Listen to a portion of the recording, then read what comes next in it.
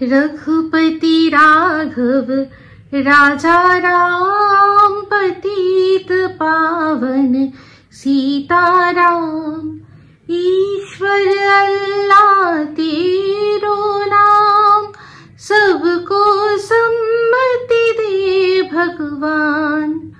Welcome to talk ঝাল মিষ্টি with Ipsita. আর আমি ইপসিতা, এখানে নো গালাগালি, নো কিস্তি, অনলি মস্তি। তো আজকে ভিডিও শুরুতে এই গানটা কেন গাইলাম, অবশ্যই এই গানটার মধ্যে একটা কমিউনাল হারমোনির কথা তো বলা হয়েছে।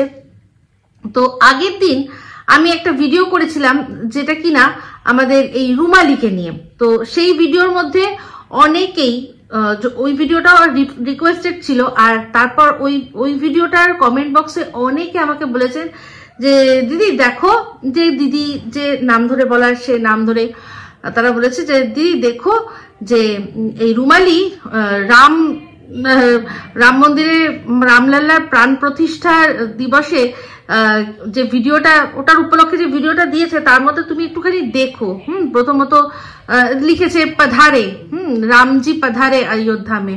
তো এই পুরো ব্লগটা তুমি দেখো, দেখে যা বলার বলো। তো সেই ব্লগটা সম্পর্কে তো বলবো, কিন্তু তারপর তাছাড়াও মারাত্মক কিছু জিনিস আমি দেখেছি, যেটা হচ্ছে গিয়ে ওই অ্যানিভার্সারি ব্লগটা, সেখানেও সেই জিনিসগুলো আমি ওভারলুক করে গেছি, সেগুলো বলা হয়নি, সেগুলো সম্পর্কেও বলবো।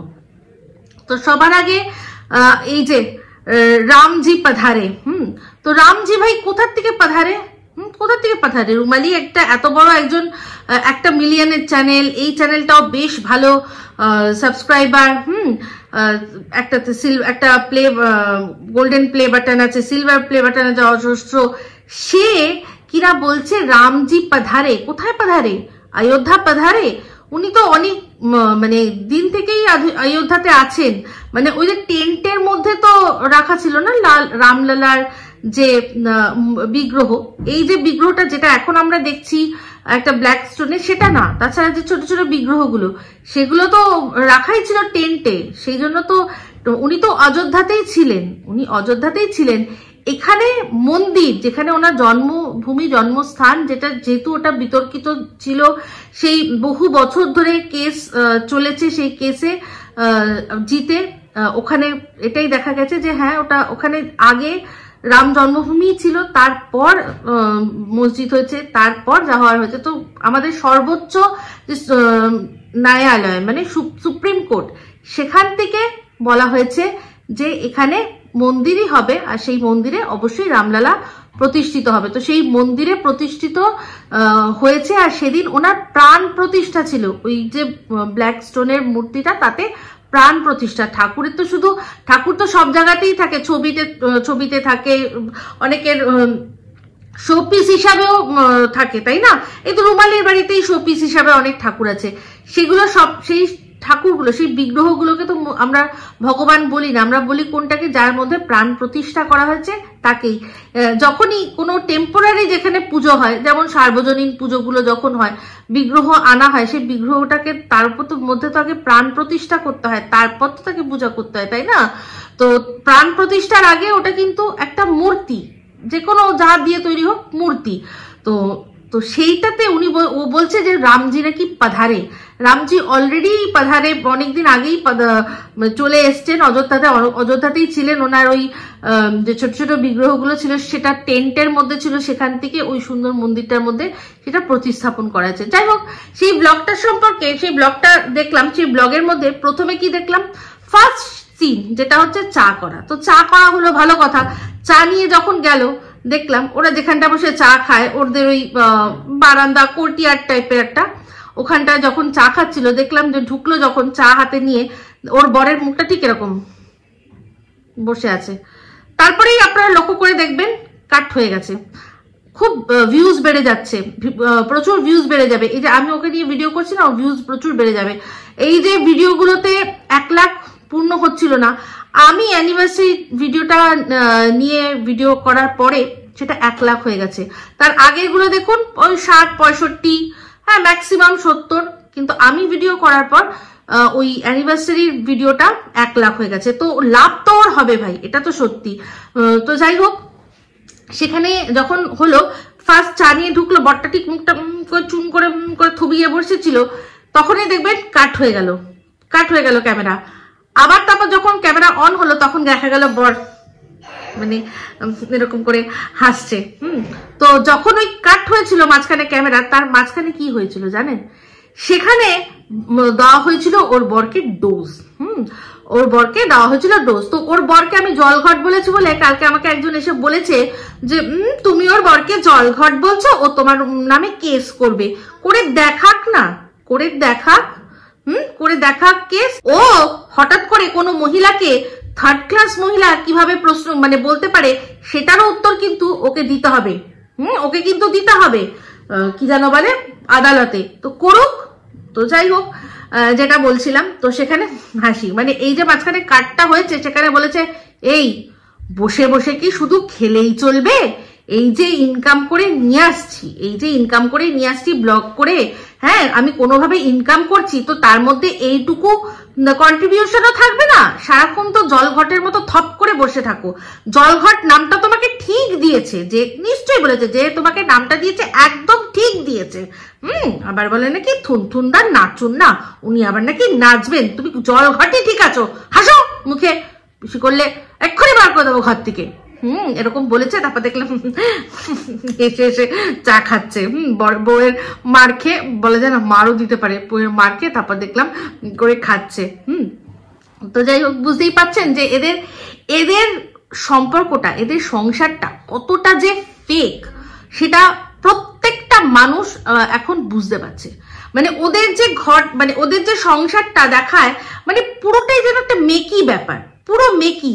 হ্যাঁ, এই খাওয়া হলো, ওই খাওয়া হলো, সেই খাওয়া হলো, এই বাজার করলাম, সেই বাজার করলাম। ওদের মধ্যে না কোনো ইমোশন আছে। দেখবেন যখন একসাথে কথা বলে, আপনারা যখন মানে ভিডিওটাকে ফাস্ট করে দিয়ে মিউজিকের সাথে দেখায়, তখনও দেখবেন বাচ্চাটার মুখের এক্সপ্রেশন দেখবেন সারাক্ষণ চোখ নিচু করে, সারাক্ষণ বাচ্চাটা চোখ নিচু করে। ও সারাক্ষণ আমার মনে হয় কি আতঙ্কে থাকে যে কি ভুল বলে ফেলবো, কি ভুল করে ফেলবো, মাম্মি আমার উপর রেগে যাবে, এই ভয়ে দুজনে বাপ বেটা দুজনেই থাকে। শুধু ওই যে পোষ্যগুলো আছে, পোষ্যগুলো একটু ওকে ভয় পায় না, বাদ বাকি সব এই দুজন যারা আছে বাড়ির মেম্বার তারা কিন্তু ওকে ভীষণ ভাবে ভয় পায়। ঠিক আছে, তো এবার চলে আসি এই ভিডিওটার মধ্যে। দেখলাম রান্না বান্না সব হচ্ছে। তো রান্না নিয়ে আমার বলার বিশেষ কিচ্ছুই নেই। রান্নাগুলো দেখে একেবারে একটা এমন আইটেম নেই যেটা দেখে আমার মনে হলো যে খেলে ভালো হতো। পায়েসটা তো অতীব জঘন্য, ওইটুকু দুধে অতগুলো চাল, পুরো মনে হচ্ছিল ওই মিঠি ভাত করেছে, ওটাকে পায়েস কোনোভাবেই আমি তো বলবো না। আর যা যা রান্না করছে এবার ওরা খাবে, ওদের ভালো লাগলে অসুবিধা নেই, আমি দেখে বিচার করব ভাই। আমি তো আর খাওয়ার আমার সুযোগ নেই, আমি দেখে যা মনে হবে তাই বলবো ভিডিওর মধ্যে।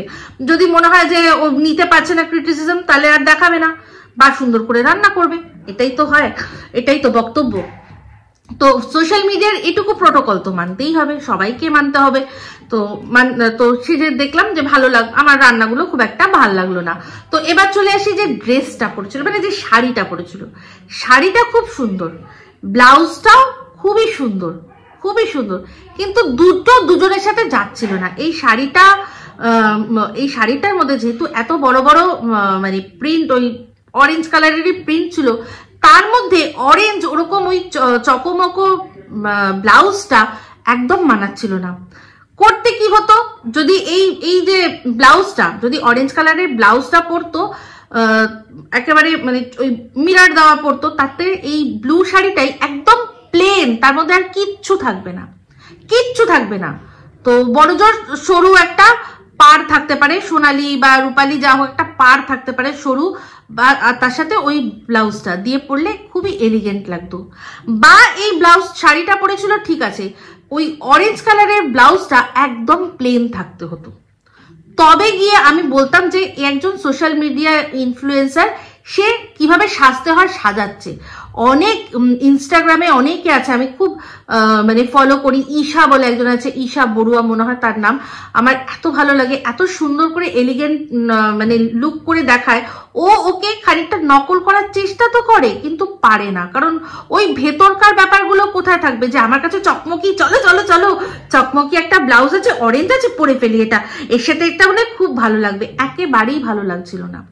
হয় শাড়িটা প্লেন হতে হতো, তার সাথে ব্লাউজটা চকমকি হতে হতো, বা চকমকি ব্লাউজের সাথে একদম প্লেন ওই শিফনের টাইপের শাড়ি একটা পরতো, ভালো লাগতো। ঠিক আছে, তো যাই হোক, ড্রেসিংটা একেবারেই ভালো লাগেনি। শুধু মানে ভালো যে কালকে দেখলাম ওরকম সাজেনি, একদম নর্মাল ছিল, হালকা একটু লিপস্টিক দিয়েছিল, তো সাজটা ঠিক ছিল, বাট শাড়ির কম্বিনেশনটা, শাড়ি ব্লাউজের কম্বিনেশনটা একদম ভুল, বিগ নো নো নো। ঠিক আছে, তো যাই হোক, এবার চলে আসলাম ভিডিওটার মধ্যে। দেখালো যে ওই রামলালার প্রাণ প্রতিষ্ঠা, সেটা দেখেছে, ওইটুকুই বললো। ওর কাছে একটাই জিনিস ভালো লাগলো, যে খুব ভালো হয়েছে যে এটা লাইভ করে সবাইকে দেখানো হয়েছে, ব্যাস। তার এই একজন সোশ্যাল মিডিয়া ইনফ্লুয়েন্সার, তার যার মানে ভিউজ মোটামুটি 60,000 65,000 মানুষের কাছে যে পৌঁছাতে পারে, তার শুধু বক্তব্য এটাই যে এটা একটা লাইভ করে দেখানো হয়েছে, ব্যাস আমি খুশি। আর তাছাড়া আমার কিচ্ছু বলার নেই। আমার ব্লগ ভিডিও আমি সবাইকে হাত জোর করে বলছি, একবার গিয়ে দেখবেন এই সম্পর্কে আমি আমার কি বক্তব্য দিয়েছি, দেখে বলবেন তো আমাকে। যারা আজকে যদি ওকে ভালোবাসার মানুষরা এসে আমাকে বলেন যে তুমি তো অনেক বেশি জানো, তাহলে তাদের আমি বলবো প্লিজ আমি কি বলেছি সেগুলো দেখবেন। তো যাই হোক, এই প্রসঙ্গে একটা কথা বলে রাখি, যে কালকে আমার থাম্বনেলে একটু বানানের ভুল হয়েছিল। তো ঘাস স্পেলিং এ দন্তের শয়ের জায়গায় পেটকাটা মধ্যাহ্ন স, ওটা টাইপও হয়েছিল। মানে দন্তের শয় প্রেস করতে গিয়ে আমি বুঝতে পারিনি যে ওটা পেটকাটা মধ্যাহ্ন স হয়ে গেছে। তো আমি যেহেতু অনেক রাত্রে ভিডিওটা দিয়েছি, আমি ভালো করে দেখিনি। আর এবার রইল গিয়ে ক্রাশে আমি দন্তের স রেখেছি, তো ওটার মধ্যে আমি মনে করি না এটা কোনো ভুল করেছি, কারণ ক্রাশ কোনো বাংলা ওয়ার্ড নয়, এটা একটা ইংরেজি শব্দ।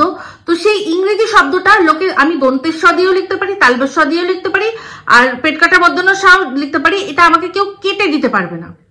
হ্যাঁ, বহুল প্রচলিত হয়তো তালবের স, কিন্তু দন্তের সটাও কিন্তু ভুল হতে পারবে না, কারণ এটা কোনো বাংলা অভিধানে এই ওয়ার্ডটাই নেই। ক্রাশ ওয়ার্ডটা আমরা একটা ইংরেজি ওয়ার্ডকে বাংলায় লিখেছি। তো যেরকম আজকে নামের ক্ষেত্রে হয়, এই যে সন্দীপের নামটা অনেকে SANDIP লেখে, অনেকে SANDEEP লেখে। বাংলা নাম ইংলিশে এই দুটো চলন আছে, কেউ এটা ভুল বলতে পারবে না। এবার কে কোনটা লেখে সেটা পরের ব্যাপার। সন্দীপ আমি দেখেছি SANDIP লেখে, সেই জন্য আমি ওকে সবসময় SANDIP লিখি, কিন্তু সেখানে যদি আমি DEEPও লিখি, যারা লিখছে তারা কিন্তু ভুল করছে না, কারণ এটাও কিন্তু স্পেলিং হয়। নামের স্পেলিং ক্ষেত্রেও কিন্তু এই ছাড়টা আমাদের দেওয়া হয়, বিশেষ করে এটা যখন একটা বাংলা নাম, সেটা ইংলিশ যখন লিখতে গিয়ে, যেমন আমার নামেও অনেকে IPSHIT দেয়, আর অনেকে IPSIT দেয়। তো দুটো নামেরই বানান ঠিক, কিন্তু আমি SHটা দিই। ঠিক আছে, আশা করি আপনাদের বুঝাতে পারলাম যে হ্যাঁ, ঘাস ওয়ার্ডটা আমার টাইপও হয়েছে, আর ক্রাশ ওয়ার্ডটা আমি দন্তের স লিখেছি। তো সেই দন্তের সটা আমি যদি লিখেও থাকি, আমার মনে হয় না আমি ভুল করেছি, কারণ এটা কোনো বাংলা শব্দই নয়। ঠিক আছে, তো যাই হোক, ভুল তো ভুল, তার জন্য অবশ্যই হাত জোর করে ক্ষমা করে চেয়ে নিচ্ছি। নামের মানে টাইটেলের মধ্যে, থাম্বনেলের মধ্যে বানান আমার খুব খুব খুব কম হয়, খুব কম বানান ভুল হয়। তো আমি আশা করি এটুকু যারা আমাকে সব মানে ভালোবাসেন তারা ক্ষমা করে দেবে না, যারা খোঁচা দেওয়া তা তো মজা পেয়ে গেছি, কোচা দিতে থাকবে, কোনো চাপ নেই। তো আমি বলবো এটাই যে আমার ব্লগ চ্যানেলে গিয়ে প্লিজ আপনারা পরপর আমার দুটো ভিডিও দেখবেন, যেখানে কিনা প্রথমত আমি বলেছি যে এই রামলালা প্রাণ প্রতিষ্ঠা, সেটা নিয়ে যে ভিডিওটা, যেটা প্রধানমন্ত্রী আমাদেরকে যে স্পিচটা দিলেন সেটার সম্পর্কে হালকা একটা কিছু তো বলতে পারতো, কোনো কথা নেই, সাইলেন্ট। অ্যাকচুয়ালি বুঝলে তবে না বলবে।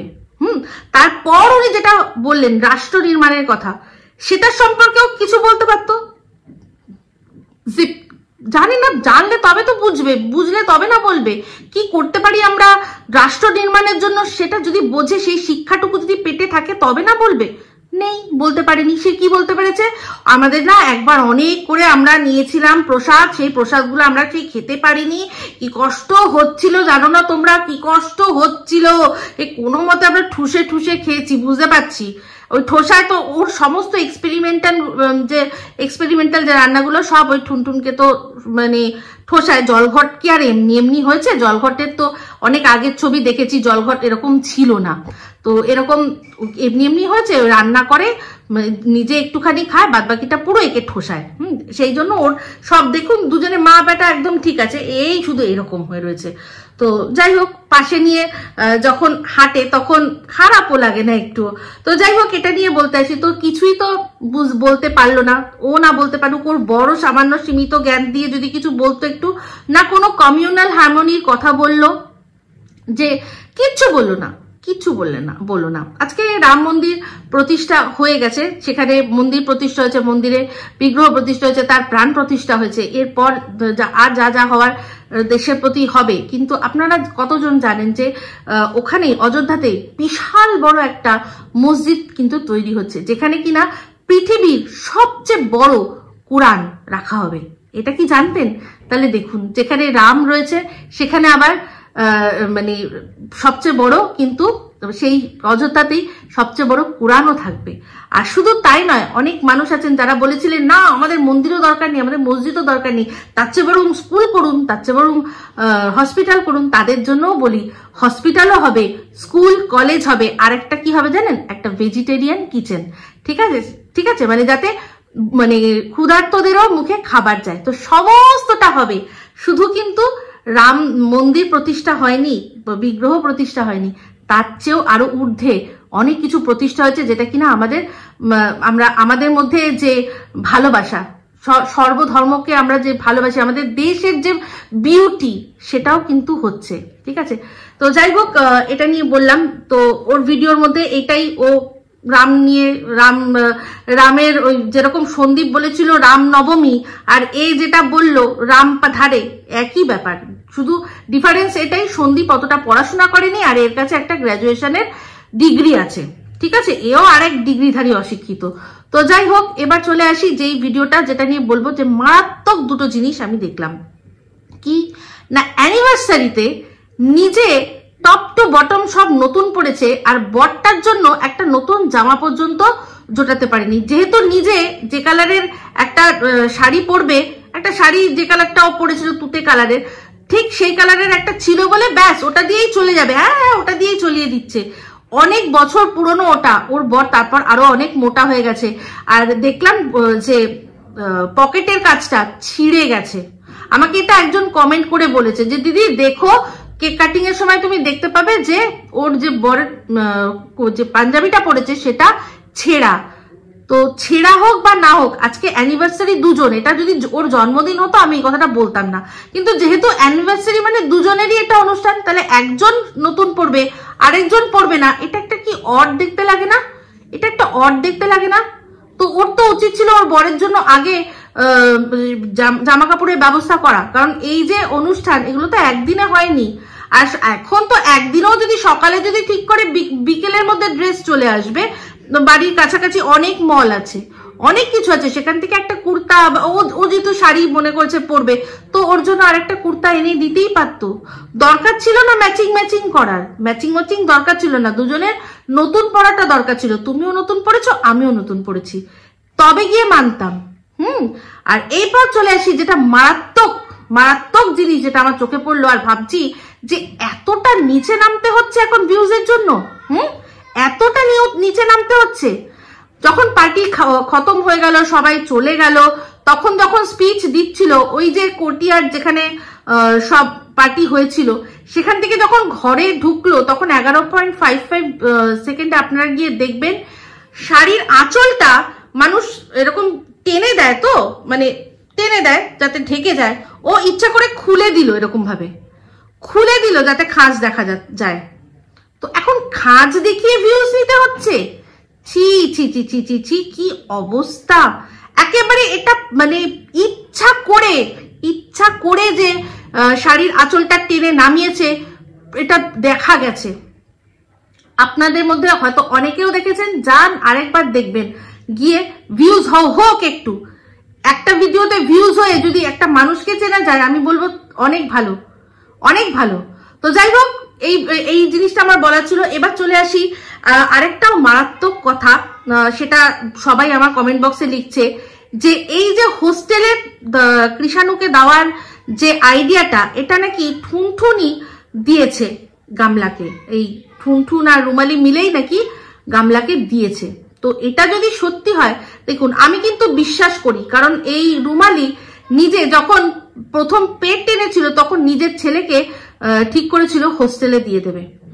তো সে যখন নিজের ছেলেকে নিজের মানে কি বলবো, নিজে ফ্রি থাকার জন্য যদি নিজের ছেলেকে নিজের থেকে দূরে রাখতে পারে, তাহলে ভাবুন ও প্রতিহিংসা পরায়ণ যা, তাতে সন্দীপের কাছ থেকে বাচ্চাটাকে ছিনিয়ে নেওয়ার জন্য এরকম বুদ্ধি দিতেই পারে। আমি কিন্তু এটা 100% বিলিভ করি, আমার একেবারে এটা বিশ্বাস হয় যে হ্যাঁ ঠিকই বলেছে, যারা বলেছে ঠিক বলছে। তো যাই হোক, এটার সম্পর্কে আমি আর আলাদা করে কিছু বলছি না, কারণ আমি আপনারা জানেনই যে আমি অলরেডি পুরোপুরি বলে দিয়েছি যে চাইলেও মানে কেউ যদি চায়ও তাও পারবে না, অত সহজ না কৃষাণুকে তার ঠাম্মির কাছ থেকে, তার বাবার কাছ থেকে, তার বড়দার কাছ থেকে সরাতে। কি কোনোভাবে পারবে না, কোনো দিকে কোনো গ্রাউন্ড নেই, কোনোভাবে পারবে না। ঠিক আছে, তো যাই হোক, এটাই বক্তব্য ছিল।